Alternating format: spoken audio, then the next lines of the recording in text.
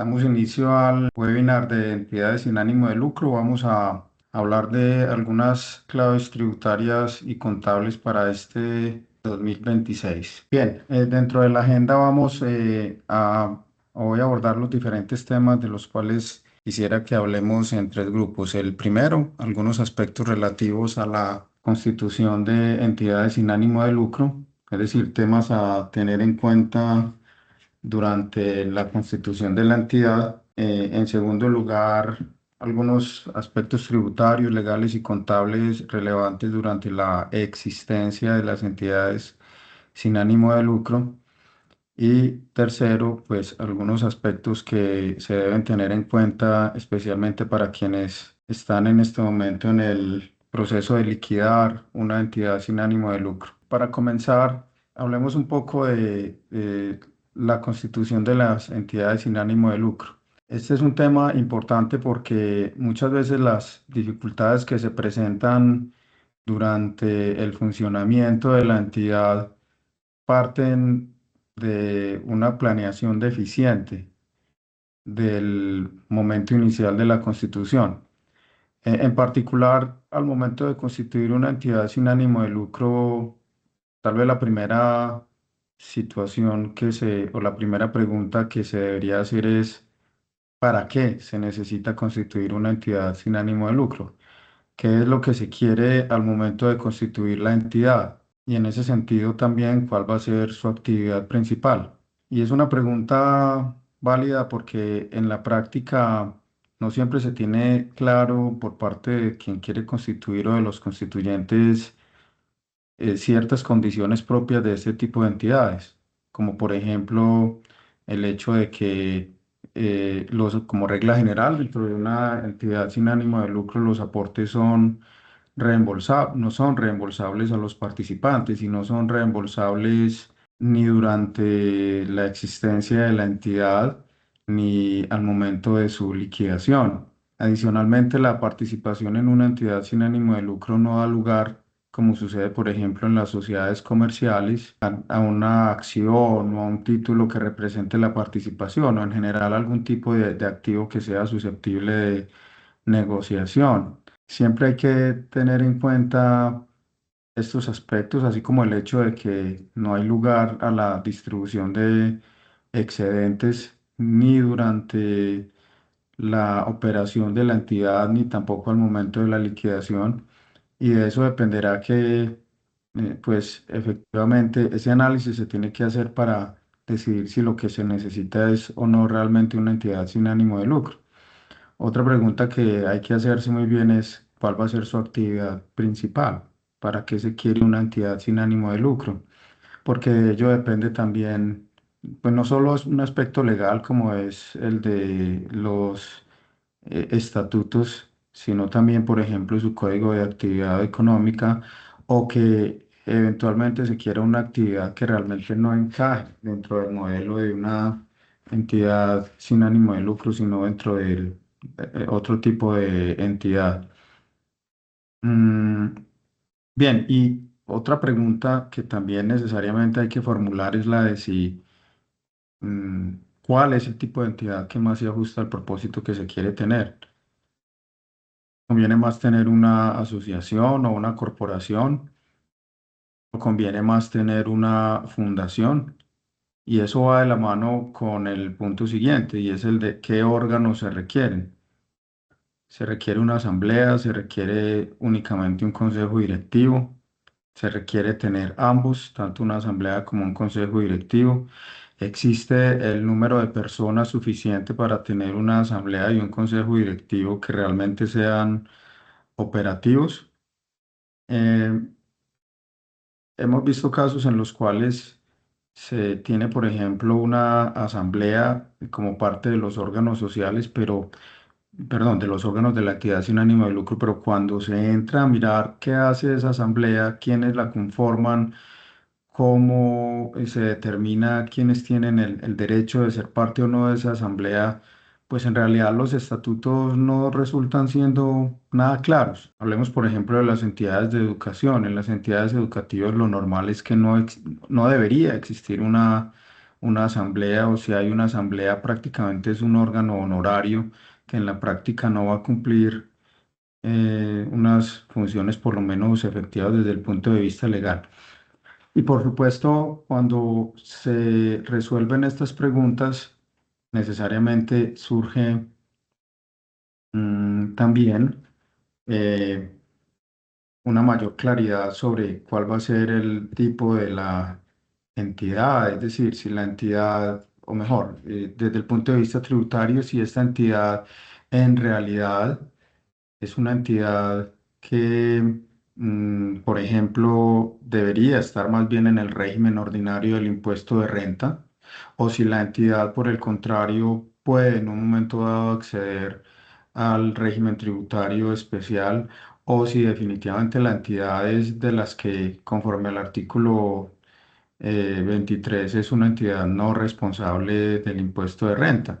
Entonces también en ocasiones observa uno, o hemos visto casos en los cuales hay entidades que tienen, por ejemplo, la calidad de contribuyentes del régimen tributario especial, o entidades, inclusive han sido admitidas al régimen tributario especial, o entidades que tienen dentro de su RUT la responsabilidad propia del régimen ordinario de renta, cuando en realidad por su actividad deberían ser entidades, por ejemplo, no responsables del impuesto de renta.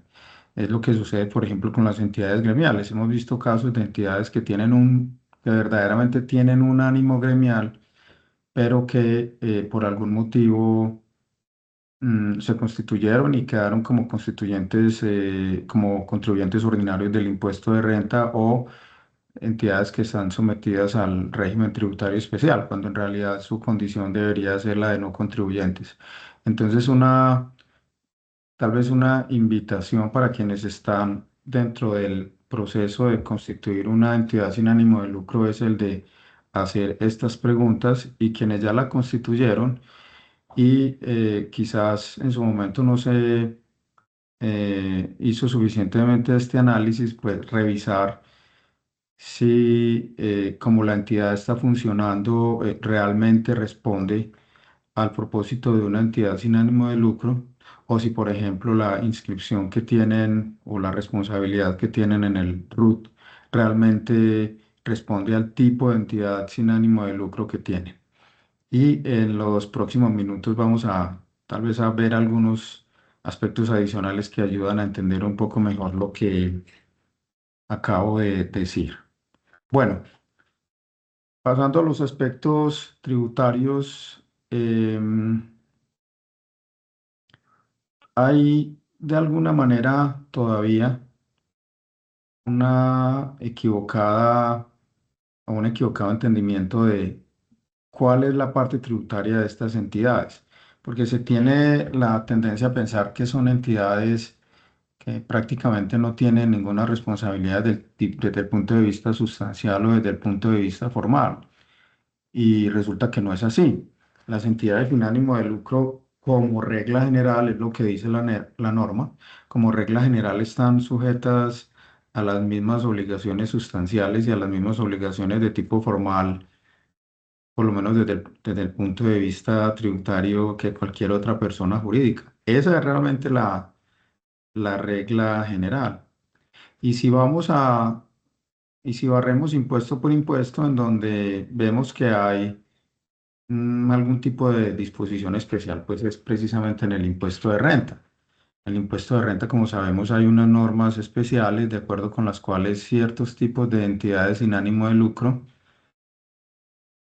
pueden, en un momento dado, calificarse para el régimen tributario especial, y otras entidades que, dice la norma, son no responsables del impuesto de renta.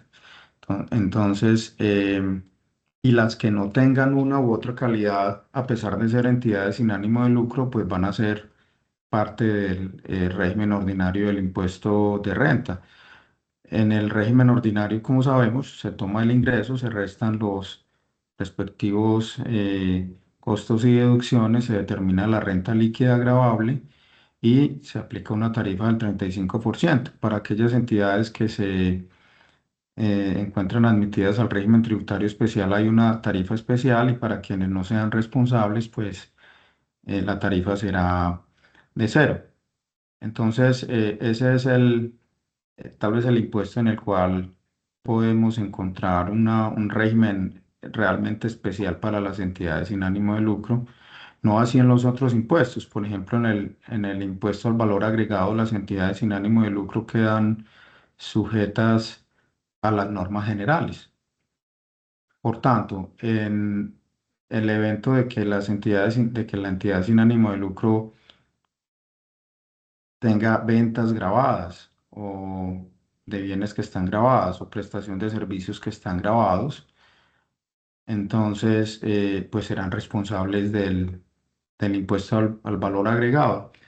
Tenemos casos en los cuales sí, hay algunas entidades sin ánimo de lucro que pueden estar previstas como no contribuyentes del impuesto, digamos, como no responsables de IVA, pero no por su calidad de entidad sin ánimo de lucro, sino más bien por el tipo de actividad que desarrollan, como puede ser el caso de las entidades que prestan actividades educativas o entidades que presten actividades de salud humana.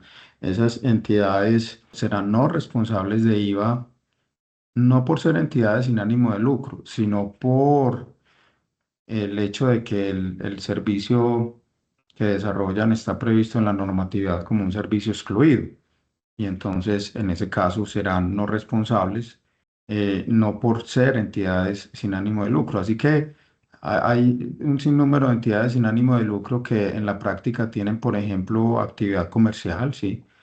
Y eso es perfectamente válido, es decir, una entidad sin ánimo de lucro, y ese es otro de los mitos que a veces existe, que a veces uno, digamos, percibe, y es que no pueden desarrollar actividades industriales o actividades comerciales o actividades de mercadeo. Por supuesto que lo pueden hacer, siempre y cuando, pues, obviamente se atengan a las normas que regulan el desarrollo de la actividad industrial o comercial y eventualmente el excedente que genere esa actividad, si la entidad, por ejemplo, pertenece al régimen tributario especial, podrá estar exento.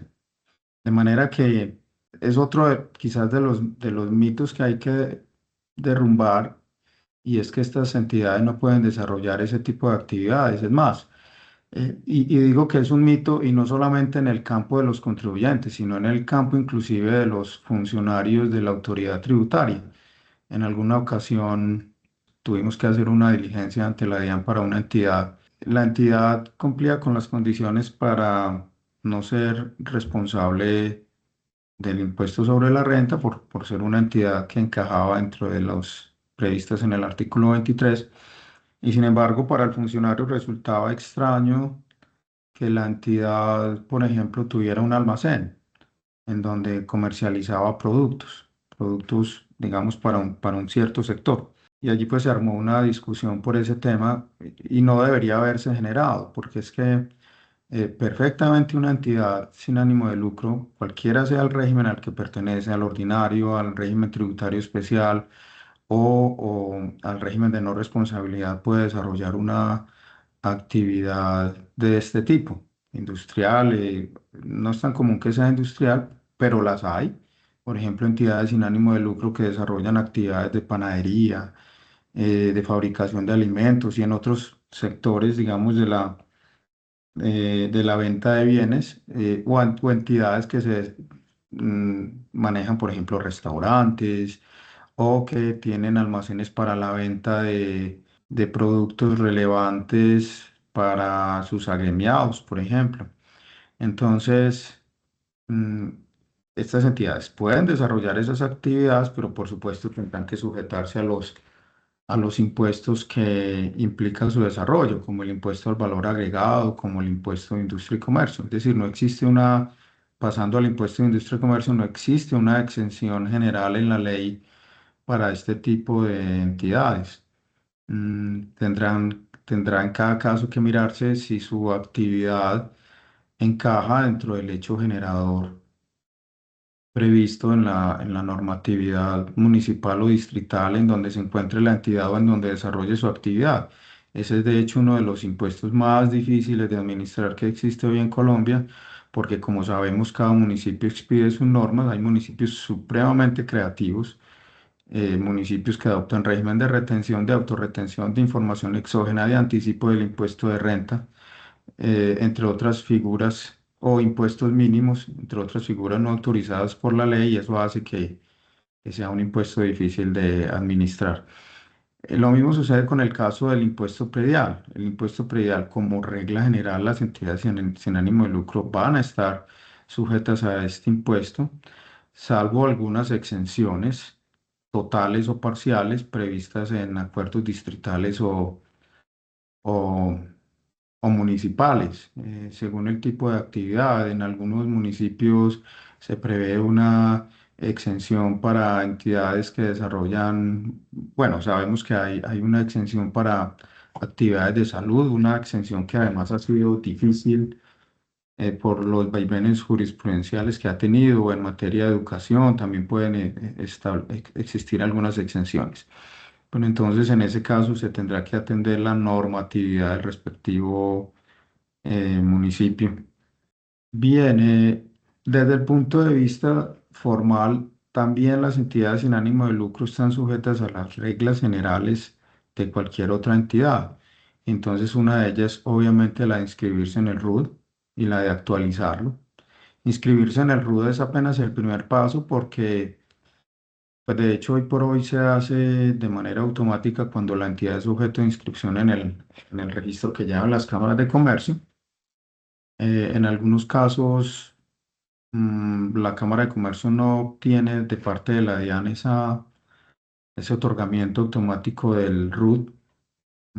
Eso se debe básicamente al tipo de responsabilidades que en un momento dado el constituyente esté tratando de incluir al momento de la constitución.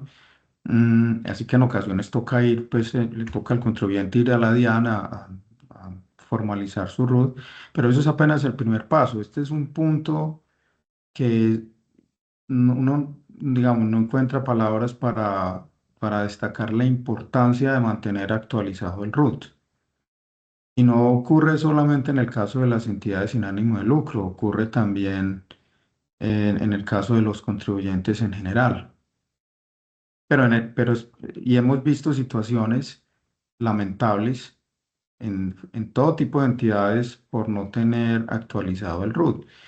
Recordemos en ese punto que hoy por hoy uno de los principales aspectos que hay que mantener actualizado en el RUT es el correo electrónico, porque hoy por hoy el correo electrónico es la notificación electrónica es la principal fuente de información para notificaciones que utilizan las autoridades tributarias de todos los niveles. Entonces, pues hemos visto en la práctica casos lamentables como que no se actualizó, la entidad cambió de correo electrónico y no se actualizó el root. Cambió de correo electrónico porque perdió un dominio o simplemente porque cambió un dominio. O bien el correo electrónico opera, pero es el correo electrónico de una persona en particular dentro de la organización. Dígase el gerente, dígase el contador, dígase un auxiliar. En algunos casos hemos visto que suministran un correo electrónico del almacén, bueno, de dependencias que no tienen nada que ver con la gestión administrativa de la entidad. Y entonces, al ser el correo de una sola persona, pues siempre se corre el riesgo de que lamentablemente esa persona no vea el correo electrónico, porque puede estar en vacaciones, porque podía estar en licencia, porque podía estar incapacitado por cualquier otra circunstancia. O hemos visto casos en los cuales una persona, efectivamente el correo electrónico llegó a la entidad, la persona lo vio y no hizo absolutamente nada, o lo dejó en sus pendientes y nunca volvió a atender el pendiente. ¿Y qué sucede? Que un correo electrónico puede, por ejemplo, contener un requerimiento de información. Y lamentablemente, si el requerimiento de información no se atiende, se corre el riesgo de que posteriormente venga o una sanción por no atender un requerimiento de información, o un pliego de cargos o un requerimiento especial, o lo que es peor, que estemos frente a una liquidación oficial y lamentablemente por no haber atendido oportunamente el correo se pierda la oportunidad de interponer un recurso. Entonces, nuestra recomendación en este tema, repito, no solo para entidades sin ánimo de lucro, sino en general para todos los contribuyentes, es tener un sistema fuerte o redundante de correo electrónico para recibir notificaciones. ¿Qué significa eso? Que no estemos frente a la cuenta de correo de una persona en particular, sino ojalá una cuenta que es general y sea una cuenta que le llega a muchas personas dentro de la organización. De manera que si alguien no ve el correo, pues lo pueda ver otra persona. Y eso pues va a minimizar el riesgo de perder, la verdad sea dicha, de perder una controversia frente a la autoridad tributaria por no atender oportunamente una notificación. Entonces, recordemos además que la norma habla de actualizar el RUT dentro del mes siguiente al cambio que genera la necesidad de actualización. Pero inclusive en el caso de direcciones físicas, la norma dice que la dirección anterior sigue siendo vigente durante 3 meses. Entonces puede que yo me cambie de oficina pues la norma, eso es lo que dice. La dirección anterior sigue siendo una dirección válida para que me notifiquen durante 3 meses más. Así que este es un tema supremamente importante, muy importante. Y si bien es relevante para todos los contribuyentes, hemos visto que en el caso de las entidades en ánimo de lucro, pues se incurre con frecuencia en omisiones en ese sentido. Igualmente les tienen la obligación de retener conforme a la regla general. Son agentes de retención respecto de los diferentes impuestos. Están obligados a facturar, están obligados a cumplir con los requisitos de nómina electrónica cuando se tenga nómina. Y entonces, por la ausencia de uno de estos requisitos, no tener, por ejemplo, documento soporte o no tener nómina electrónica, en un momento dado se puede perder la posibilidad de tomar una deducción. Es decir, discutir ante los jueces la decisión de la DIAN de negar una deducción por la ausencia, por ejemplo, de factura, de documento soporte, de nómina electrónica, es factible, pero es difícil. No es para nada fácil. Así que es muy importante tener también presente el cumplimiento de esta obligación. La obligación, obviamente, de declarar, ya veremos un poquito más adelante sobre ese tema. Normalmente declarar una declaración de renta para los contribuyentes, entidades sin ánimo de lucro que son del régimen ordinario, o bien una declaración de ingresos y patrimonio para aquellos que pertenecen al régimen tributario especial o al régimen de no responsabilidad. Actualizar el registro único de beneficiarios y actualizarlo. Aquí recordemos que la actualización no es necesaria sino cuando efectivamente hubo cambios que haya que reportar en el registro único de beneficiarios. En este caso, como decíamos hace un momento, las entidades sin ánimo de lucro no tienen una estructura de capital y buena parte del reporte en el registro único de beneficiarios está asociado al control de los instrumentos de capital emitidos por la compañía, como las acciones. Entonces, suele reportarse allí es a la persona que ocupa el mayor cargo dentro de la entidad, presidente de la junta directiva, el representante legal. Entonces, en resumen, cada que hay algún cambio en esos cargos, pues se hace necesario actualizar el RUP. Y hacer, por supuesto, pues los reportes de información exógena conforme a las reglas generales. Entonces, muchos de los casos de sanciones que vemos a las entidades sin ánimo de lucro no es ni siquiera por temas sustanciales, no es ni siquiera por temas de cumplimiento de impuestos, sino porque lamentablemente se olvidó cumplir con alguna de estas obligaciones de tipo formal. Bien, hablemos un poco entonces del régimen tributario especial. Eh, decíamos que el régimen de tributario especial no le pertenece a las entidades automáticamente, debe ser solicitado, es decir, requiere calificación. Y ese acto, hay que decirlo, ese acto que niega la calificación es susceptible únicamente del recurso de reposición. Entonces, en la práctica es muy difícil que cuando se niega la calificación se logre reversar la decisión. Tiene que ser un caso de un error supremamente evidente para que la administración tributaria, el mismo funcionario que emitió el acto de negar la calificación, pues acceda a su reposición. Antes de continuar con estos aspectos tributarios, traíamos simplemente el listado de entidades, de actividades que hoy por hoy pues dan lugar a acceder al régimen tributario especial. Y esto va de la mano con lo que decíamos al principio, ¿para qué es la entidad sin ánimo de lucro? ¿Qué actividad queremos desarrollar? Hay allí actividades, algunas muy específicas, pero otras también muy generales. Miren, por ejemplo, la actividad del numeral 5, actividades de desarrollo social, eso es supremamente general. O la actividad novena, desarrollo empresarial, es bastante general. En el grupo, en el numeral 2 encontramos un grupo de entidades sin ánimo de lucro muy importante, que son aquellas que tienen por objeto la promoción y apoyo a otras entidades sin ánimo de lucro. Es perfectamente válido que una entidad del régimen tributario especial tenga por objeto el apoyo a otras entidades sin ánimo de lucro, siempre y cuando esas otras entidades pues desarrollen una actividad de las previstas en los numerales anteriores. Muy bien. Perdón. Entonces, continuando. Bueno, buenos días a todos. Aprovecho aquí este espacio para saludarlos.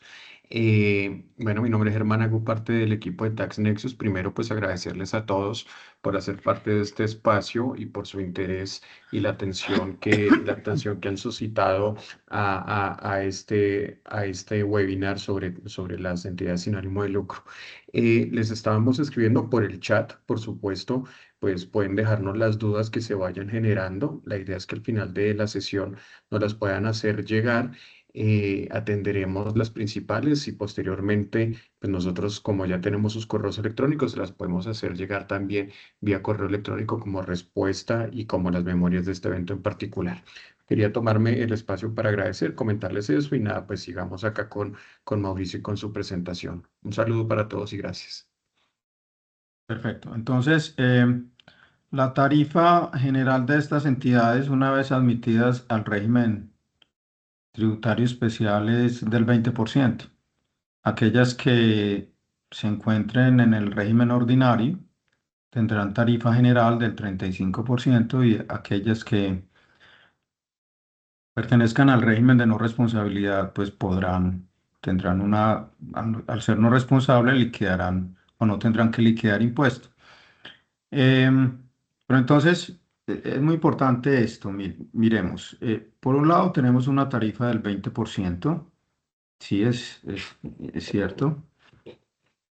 Esa tarifa puede llegar a ser del 0% si el excedente neto se ejecuta dentro del año siguiente o si se destina a la constitución de asignaciones permanentes. Entonces, este es, de acuerdo con nuestra experiencia, uno de los puntos claves en la correcta gestión de las entidades sin ánimo de lucro, y es el de tener presente que el excedente neto es la forma en que se le denomina a esa especie de utilidad que puedan llegar a tener a estas entidades. Este beneficio neto, pues no es algo que se pueda acumular y acumular indefinidamente. No, porque estas entidades no están previstas como entidades para la acumulación. Es muy importante ese punto. La norma les da una prerrogativa de un régimen tributario especial bajo el entendido de que no solamente son de interés general y ellos tienen el acceso a la comunidad, sino que efectivamente van a impactar la sociedad. De manera que el acceso a la tarifa del 0% requiere que efectivamente se ejecute el beneficio neto dentro del año siguiente o se dice la norma, pues se destina a la constitución de asignaciones permanentes. Para el término asignación permanente, pues es un término propio de las normas de las entidades sin ánimo de lucro. Cuando se trata de explicarlo, yo siempre eh, trato de hacer el símil con lo que sucede en las sociedades comerciales. Entonces, en las sociedades comerciales, como sabemos, los accionistas en un momento dado pueden destinar sus utilidades a la constitución de reservas. Hay una reserva que es la reserva legal y hay otras reservas que son reservas ocasionales. Pero hagamos de cuenta que es una cuenta patrimonial, es necesariamente una cuenta patrimonial, necesariamente tiene que verse reflejada en el patrimonio y que necesariamente va a tener una destinación específica en este caso. Esa destinación, pues, eh, en general tendrá que ver con proyectos que tenga la entidad sin ánimo de lucro y que no logren ejecutarse necesariamente dentro de un año. Proyectos de envergadura, compra de activos, compra, construcción o formación de activos fijos que requieran de más de un año o que requieran del excedente de más de un año. Entonces, este es un aspecto que, hay que decirlo, puede llegar a ser motivo de, por ejemplo, de exclusión del régimen tributario especial. Si la DIAN identifica que no se han ejecutado los beneficios netos o que no se han constituido asignaciones permanentes, pues entonces se podría llegar a dar la exclusión del régimen, aclarando que la norma habla de que esas asignaciones permanentes, si exceden de 5 años, pues requieren de autorización de la DIAN. Entonces, digamos, problema que puede llegar a darse en el caso de una auditoría son asignaciones permanentes que tienen más de 5 años y a pesar de que no se haya solicitado la autorización de la DIAN para ese plazo superior a 5 años. No obstante, volvemos a la tarifa del impuesto del 20%, dice la norma sobre egresos no procedentes. Egresos no procedentes es la palabra o el término que en el caso de las entidades sin ánimo de lucro, pues viene siendo equivalente al gasto no deducible en el resto de contribuyentes. ¿Por qué puede ser un gasto no deducible? Porque no se tengan los soportes correspondientes. Son muchas las posibles causales de no deducibilidad, la ausencia del soporte, el hecho de que la erogación no cumpla con los requisitos del artículo 107 del Código de Comercio, la necesidad, la causalidad o la proporcionalidad, la ausencia de retención en la fuente, por ejemplo, tratándose de erogaciones por pagos laborales o por pagos al exterior.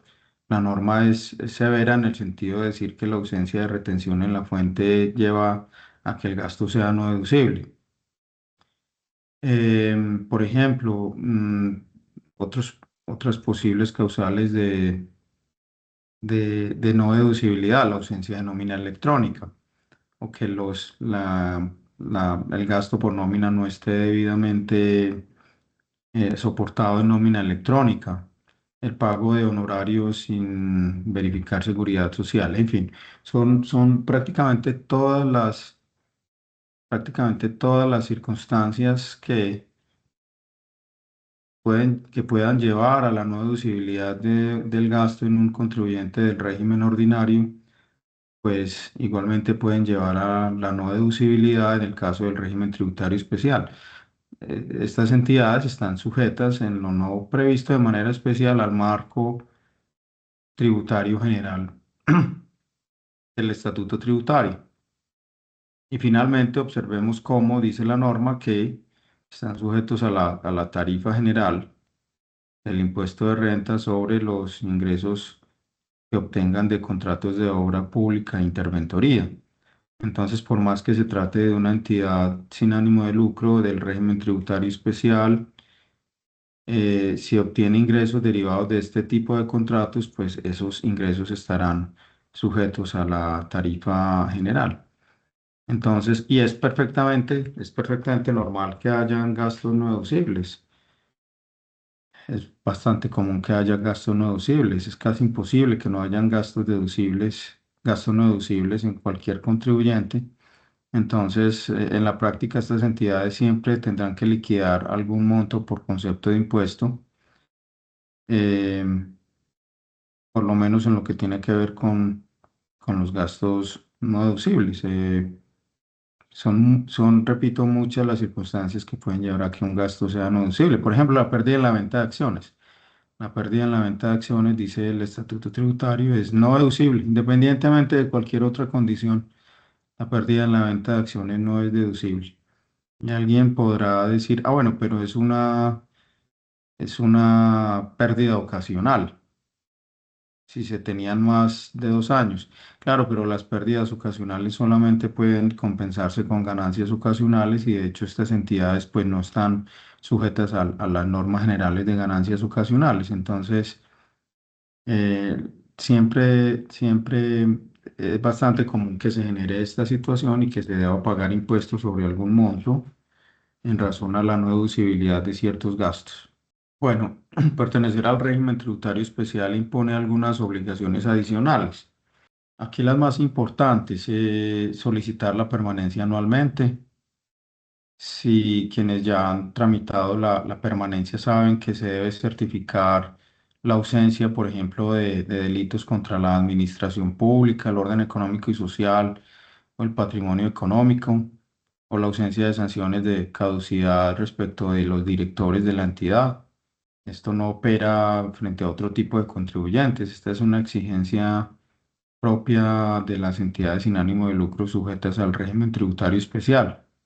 Eh, Recordarán, por ejemplo, que hay límites a la remuneración de los directores como porcentaje del gasto anual. Es decir, la remuneración a directores no debe superar el 30% del gasto anual, porque si la supera, pues se corre el riesgo de ser excluido del régimen tributario especial. La norma entiende que la remuneración a directores, cuando esa remuneración supera ese porcentaje, pues constituye una manera de distribuir excedentes indirectamente. Y entonces, por esa razón, la consecuencia es no continuar dentro del régimen tributario especial. La reunión anual, dice la norma, antes del 31 de marzo. Hemos visto casos en los cuales por fuerza mayor no se ha podido realizar la asamblea antes del 31 de marzo, pero deben ser situaciones bastante excepcionales. Es decir, a estas entidades se les exige pues ser muy cumplidas en la realización de su reunión anual. Eh, Esa reunión anual y el acta que resulte de la misma pues son cruciales, bien sea para solicitar la admisión al régimen tributario especial o para solicitar la permanencia, porque hay unos ciertos temas que deben ser tratados en esa reunión y constancia de los cuales debe ser incluida en el acta, como por ejemplo la destinación del beneficio neto, la autorización para solicitar la admisión o la permanencia en el régimen tributario especial. E inclusive el decreto que regula estas entidades dice que bien sea los estatutos o bien sea el acta, pues debe contener ciertas declaraciones, como que los aportes no son reembolsables o como que no hay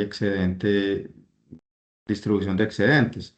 Normalmente, pues lo lógico hoy por hoy es tener eso ya en los estatutos sociales.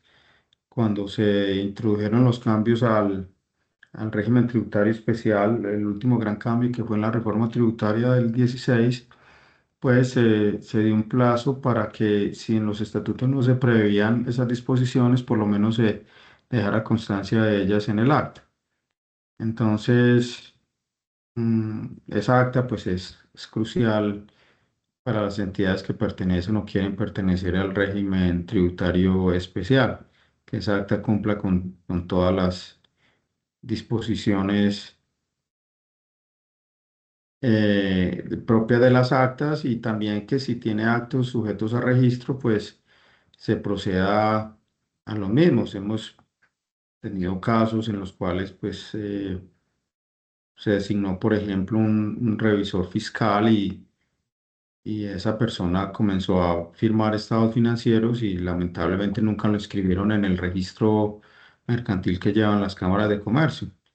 Y esa circunstancia específica dio lugar lamentablemente al rechazo de una solicitud de admisión al régimen tributario especial. Entonces, una invitación a ser muy cumplidos con esa reunión y a elaborar un acta que pues sea una buena acta y cumpla con los requisitos que prevén las normas. Y finalmente, como ya decíamos, una condición muy especial para estas entidades, propia de estas entidades, es ese plazo para la ejecución del beneficio neto. Esa exigencia no la encontramos en otras entidades sin ánimo de lucro, no la encontramos en las sociedades comerciales. La encontramos específicamente en las entidades sin ánimo de lucro que están admitidas al régimen tributario especial. Un par de obligaciones adicionales que son tener memoria económica cuando se tenga un volumen de ingresos superior a 160.000 VTs y certificar las donaciones oportunamente.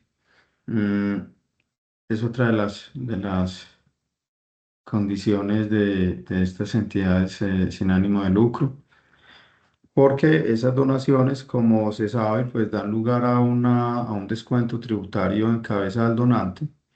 El 25% de la donación es susceptible de tomarse como descuento en el impuesto sobre la renta del donante. De ahí que la norma pues les imponga la obligación de certificar estas donaciones.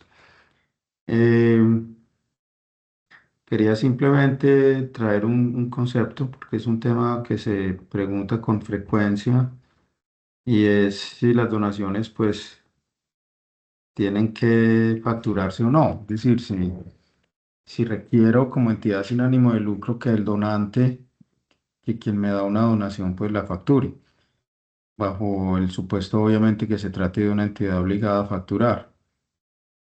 Bueno, la DIAN desde hace varios años viene emitiendo unos conceptos en donde dice que solo da lugar a la emisión de factura la venta de bienes o la prestación de servicios. Sin embargo, en otros conceptos ha dicho que en general siempre que haya enajenación de bienes se deberían facturar. Y en otros casos ha dicho que se deben facturar, pero únicamente si se trata de bienes propios del inventario. Porque la DIAN allí lo que, obviamente cuando se trata de bienes propios del inventario, la DIAN allí lo que quiere controlar es el IVA generado en comparación con el IVA descontable. Por supuesto que quien facture o quien done un inventario, pues tendrá que asumir el IVA asociado a ese inventario, respecto del cual además ya se tomó un impuesto descontable. Entonces, sí, la conclusión es si hay donaciones, por ejemplo, de inventario, pues la regla general es que no, las donaciones no tienen por qué ser facturadas, pero la Diana sí ha dicho que ciertos bienes cuando son donados pues requieren ser facturados, en especial cuando se trata de un inventario. Sí, algunas particularidades de estas entidades del régimen tributario especial, por ejemplo, el hecho de que no les aplique la exoneración de los aportes para fiscales del artículo 114-1 del Estatuto Tributario. Tienen algunas prerrogativas, como por ejemplo el hecho de que no tengan que liquidar anticipo de impuesto de renta, de que no estén sujetas a retención en la fuente por el impuesto de renta, de que no estén sujetas a ganancia ocasional y sus impuestos sean 100% deducibles. Entonces, es cierto, algunas limitaciones frente a la deducibilidad de impuestos que aplican en los contribuyentes del régimen tributario ordinario, pues no le aplican a estas entidades. en la medida en que puedan deducirse el 100% de los impuestos devengados en el periodo, salvo obviamente eh, con algunas excepciones muy reducidas. Sabemos, por ejemplo, que el impuesto al patrimonio pues no es deducible. Normalmente estas entidades no han estado sujetas al impuesto al patrimonio en los últimos años. Acaba de salir un decreto, estamos apenas revisando ese decreto, es un decreto de ayer. Que, como ustedes saben, pues quieren ampliar el espectro de ese impuesto a las personas jurídicas. Bueno, desde el punto de vista contable, entonces, estas entidades están sujetas obviamente a la aplicación de los marcos técnico-contables vigentes en el país. Eso significa que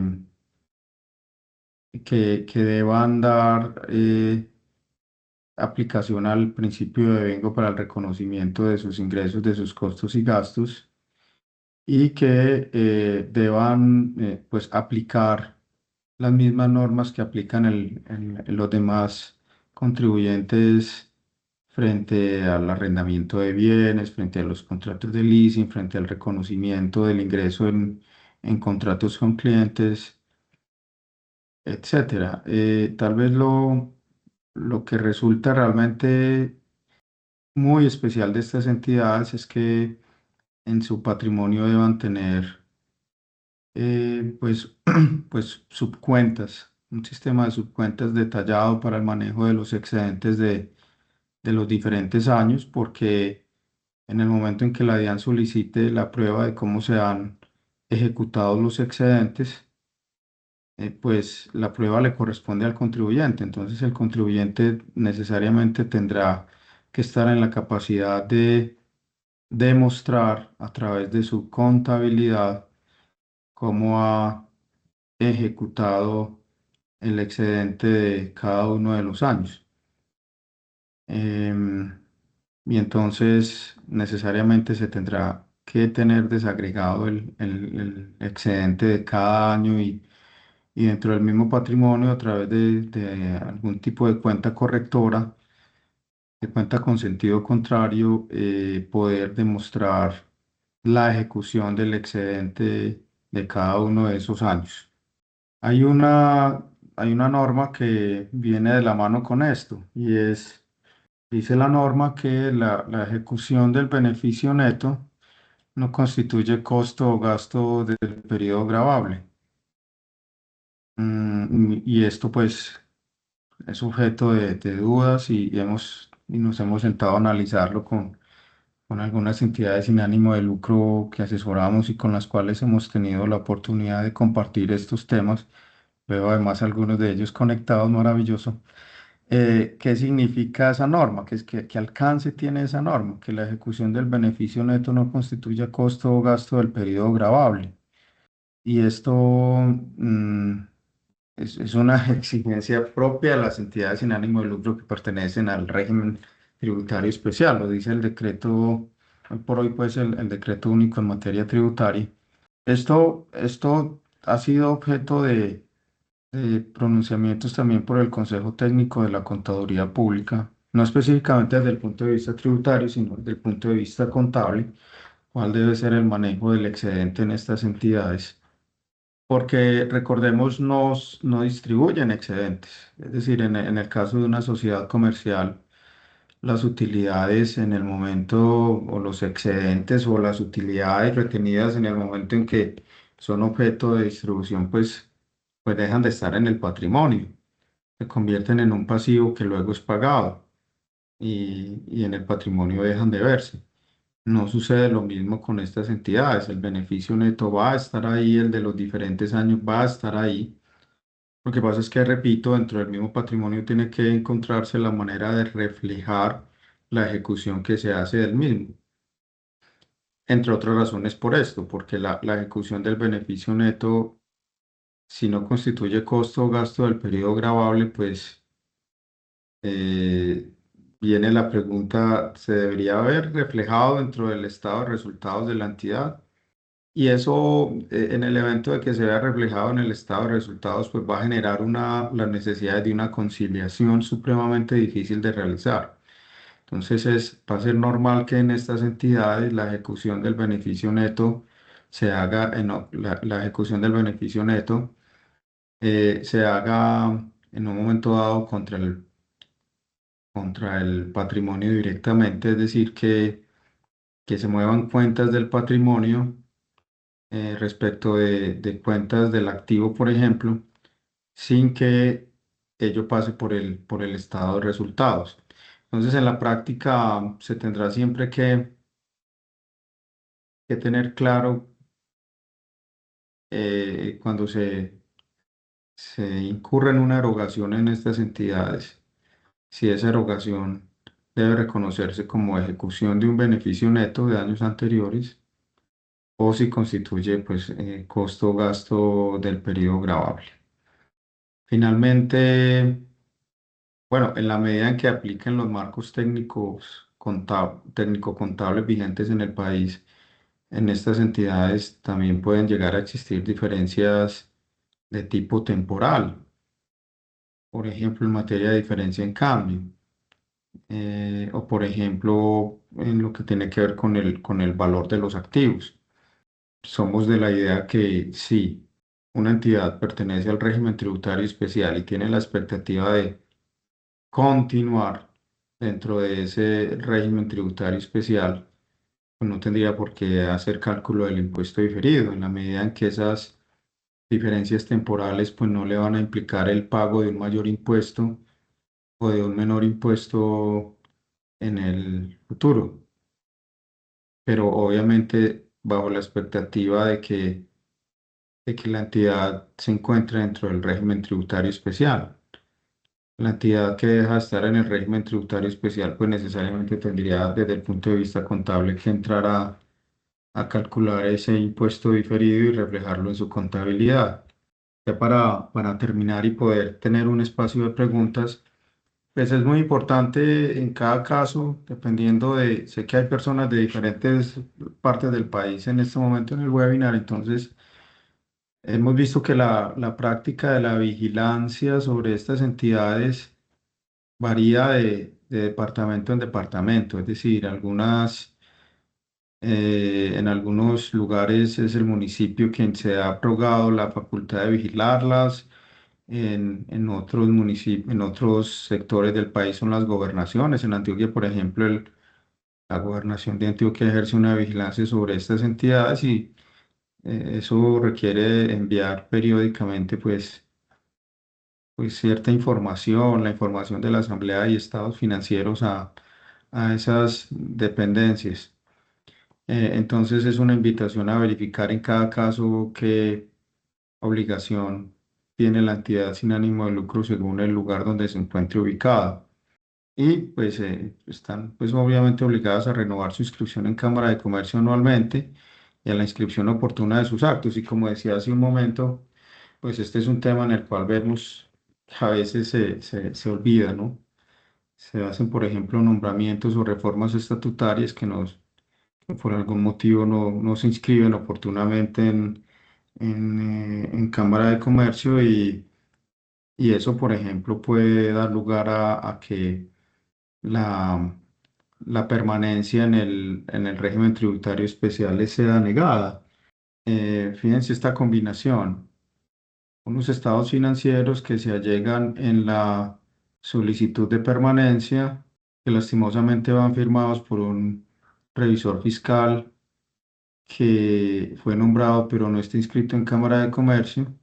Y como si fuera poco, no se tiene un sistema de correo electrónico suficiente, la DIAN solicita la corrección de la solicitud y lastimosamente pues nadie la ve o quien la ve no la atiende. Y por ese motivo desafortunadamente se pierde la posibilidad de estar en el régimen tributario especial durante el año de que se trate, 2026 en este caso. Ya para terminar, quería simplemente hacer una anotación sobre la liquidación de estas entidades. Pues la verdad es que si una entidad sin ánimo de lucro ya no cumple con su propósito, lo mejor que se puede hacer es liquidarla. Y entonces, en ese caso, pues la norma habla de la necesidad de aplicar el marco técnico contable para entidades en liquidación y la distribución de remanentes pues tendrá que hacerse a otras entidades sin ánimo de lucro que tengan objeto similar. La liquidación de entidades sin ánimo de lucro puede ser relativamente expedita si no hay pasivo externo. Cuando hay pasivo externo y no se tiene la forma de cubrirlo, pues puede realmente ser problemática. Así que una invitación siempre también a que, así como a veces tenemos la decisión para constituir este tipo de entidades, a veces hay que tener también la decisión para liquidarlas y hacerlo a tiempo. Hay una alternativa a la liquidación que a veces puede ser funcional, como es la función, pero este ya es un tema que nos tomaría muchísimo tiempo porque es un tema, como no está regulado en la ley, pues da lugar a muchas precisiones adicionales.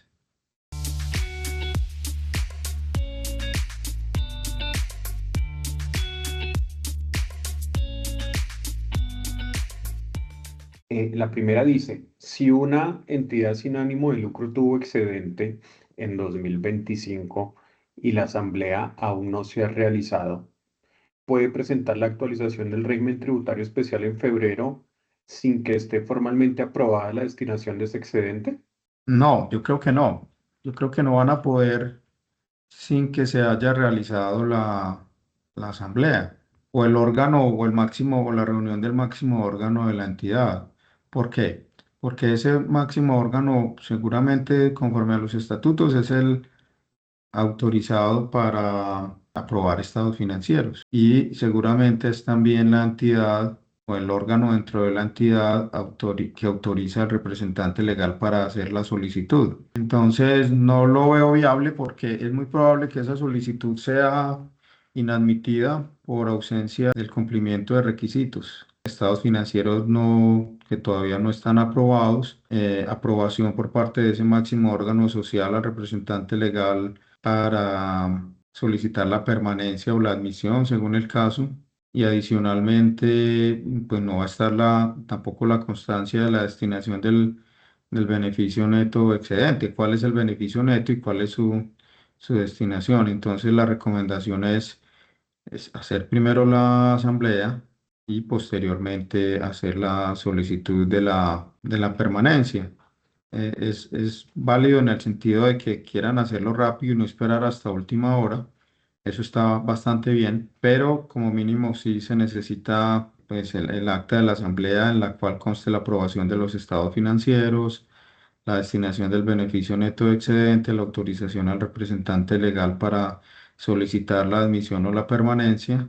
Ese debería ser el orden. Hay una segunda pregunta que dice, si una entidad modifica la composición de su consejo directivo o cambia de representante legal en enero, ¿debe reflejar ese cambio antes de presentar la actualización al régimen o del régimen tributario especial? Excelente pregunta porque es una situación que se presenta en la práctica. En la asamblea de marzo se da, por ejemplo, un cambio en la composición de los órganos de dirección. ¿Cuál sería la recomendación? La recomendación es traten de ser tan amplios y tan completos como puedan. Cuando, por ejemplo, hagan el formato o la exógena correspondiente a administradores y cargos de dirección, allí se debería incluir la información vigente al momento de hacer la solicitud, porque la administración me está preguntando en ese momento cuáles son sus administradores y cuáles son sus directores. Entonces debería incluir allí la información de las personas que ocupan el cargo en ese momento. Sin embargo, por ejemplo, en la certificación de remuneración es una certificación asociada a periodo gravable. Entonces yo tendré que decir qué remuneración recibieron los directores en el año anterior, concretamente en este caso el 2025. Entonces puede que a los nuevos directores no les haya pagado una remuneración, pero a quienes ocuparon los cargos durante el 2025 sí. Entonces debería reportarse la remuneración que se le dio a esas personas. Y a su vez, ¿qué pasa, por ejemplo, con la certificación de que esas personas no tienen antecedentes, delitos contra la administración pública, contra la economía o sanciones de caducidad? Yo preferiría que esa certificación incluya no solamente a los actuales, sino también a quienes durante el 2025 ocuparon los cargos de dirección, a quienes estuvieron al frente de la gestión de la entidad. Entonces, es una muy buena pregunta y la respuesta es: traten de ser tan comprensivos como quieran. Ahora, cuando yo formulo la solicitud, pues el certificado de existencia y representación que debo adjuntar es un certificado vigente. Entonces, en ese caso, la recomendación es inscribir de inmediato la modificación y adjuntar pues en los renglones del órgano directivo de la representación legal y adjuntarla a la solicitud de un certificado vigente, no un certificado 31 de diciembre, sino un certificado vigente. Sí, mi pregunta es la siguiente. Resulta que esta asociación es gremial, está con responsabilidad en el RUT 06, ingresos y patrimonio. Artículo 23. Ellos abrieron un Correcto. CDT con el fin de invertirlo en futuras capacitaciones para los asociados. Este CDT me va generando unos rendimientos. A nivel tributario, ¿qué implicación tendría? No, no, en realidad no tendría ninguna implicación negativa. La norma permite que efectivamente se realicen inversiones eh, para, dice la norma, el incremento del patrimonio, para la reinversión del patrimonio. Entonces sí, se van a generar unos rendimientos financieros, pero esos rendimientos financieros van a estar sujetos a la regla general de no responsabilidad. En el caso de las entidades del régimen tributario especial, pues digamos, estaría exento. En el caso de las entidades gremiales, que son entidades como bien se indica, responsabilidad 06, no responsables del impuesto de renta, se reporta el ingreso, pero no obstante no tributaría. Ah, muchísimas gracias, doctor. Esa era mi inquietud. Pregunta, si una persona no logró la calificación el año anterior y recibió donación, entre paréntesis la destinó, y no puede entregar certificado, ¿qué debería hacer? Es un problema que lo hemos visto. Se reciben donaciones bajo la expectativa de que la entidad va a ser admitida o va a permanecer en el régimen tributario especial y por algún motivo o no fue admitida o no obtuvo la permanencia. ¿Qué cambia allí en realidad? Allí lo que cambia es el tratamiento tributario de esa donación. Cambia el tratamiento tributario para el donante y para el donatario. Una entidad sin ánimo de lucro cualquiera puede recibir donaciones. Lo que pasa es que su tratamiento tributario para el donante y el donatario dependerá de si la entidad permanece o es parte del régimen tributario especial o no. Lo que no puede hacer la entidad es certificar que pertenece al régimen tributario especial, porque no pertenece. Y eso lo que significa para el donante es que la donación no dará descuento al 25% en el impuesto sobre la renta. Y por el otro lado, bueno, para el donante simplemente será un gasto que no tendrá, si es obligado a llevar contabilidad, para el donante será una erogación que estará en su contabilidad, pero que no será deducible fiscalmente y que por el otro lado no otorgará derecho a descuento. Por su parte, para el donatario, la donación, o sea, la entidad, en la medida en que la donación es una ganancia ocasional, la donación pues generaría impuesto a las ganancias ocasionales del 15% del valor de la donación. En eso es que ese es el impacto tributario de no haber sido admitido o de no haber permanecido en el régimen tributario especial. Nuevamente agradecerle a todas las personas que que participaron del mismo, por si quieren hacernos llegar alguna pregunta ya de esos casos en particulares. Recuerden, por favor, que nos las pueden hacer llegar también por correo electrónico. Esta es una invitación a que estén pendientes de los nuevos y futuros espacios que realicemos, en el cual seguiremos tratando y abordando estos temas de interés y obviamente pues teniendo en cuenta el avance tanto del calendario tributario como de las diferentes obligaciones que tienen las ESALes por su misma naturaleza. Les iremos enviando no solo invitaciones a este tipo de espacios, sino también información de valor que pueda sumar para evitar contingencias y para sus operaciones. No sé si Mauricio quiere adicionar algo más. Es un tema apasionante, ¿no? Personalmente es un tema que considero de gran valor porque a través de estas entidades se puede hacer bastante por la sociedad. Así que para nosotros es realmente satisfactorio asesorar y ayudar a empresas, familias, gremios, etcétera, que constituyen estas entidades con el propósito pues de ayudar a sectores vulnerables de la sociedad. Lo importante es entonces poder cumplir con todas las normas para que, bueno, incurrir en riesgos tributarios que puedan llegar a ser costosos. Mauricio, muchísimas gracias por compartirnos esta información de Germán, interés. y a todos los asistentes, muchísimas gracias. A todos un saludo y feliz día. Hasta luego.